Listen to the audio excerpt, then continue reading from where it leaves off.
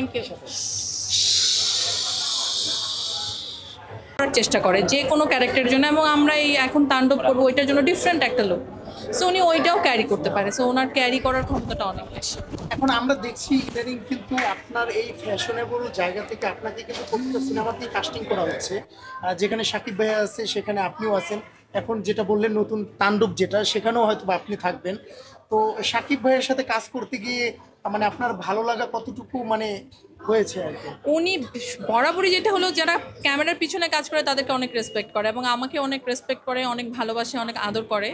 So ওনাকে যদি কোনো একটা জিনিস রিজনটা বলি তখন উনি রিজনটা বুঝতে পারে, এবং সেইটা নিয়ে উনি ব্যাক টু ব্যাক কাজ করে, মানে উনি সেটা সাপোর্ট করে। সো এটা আমাদের জন্য অনেক বড় পাওয়া আর কি।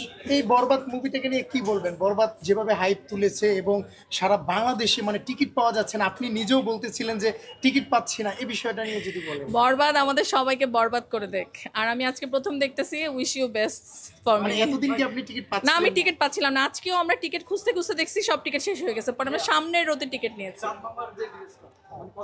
হ্যাঁ, বিশেষ করে আরেকটা যেটা চাঁদমামা গানের যে কস্টিউমটা ছিল, রেড কালারের একটা ব্লেজার ছিল, আর সেটাকে দেখতেছিলাম আপনি ওটাকে ডিজাইন করতেছেন, এরকম একটা ক্লিপ কিন্তু ভাইরাল হয়েছে আপু। না, বিকজ অফ ওইটা আমাদের প্লেন একটা টি শার্ট, আমরা যে রেফারেন্সিং করেছি সেটা প্লেন একটা ছিল, পরে আমাদের কোরিওগ্রাফার অ্যান্ড সাকিব ভাই সবার সাথে আলোচনা হওয়ার পর ওইটাতে আমরা বোম্বেতে গিয়ে ওটাতে পরে কাজ করেছি। এই কাজটা করার পিছনে হলো যাতে এইটার মধ্যে একটা ফেস্টিভ ব্যাপার আসে, বিকজ অফ এটা আমাদের ঈদের গান, একটা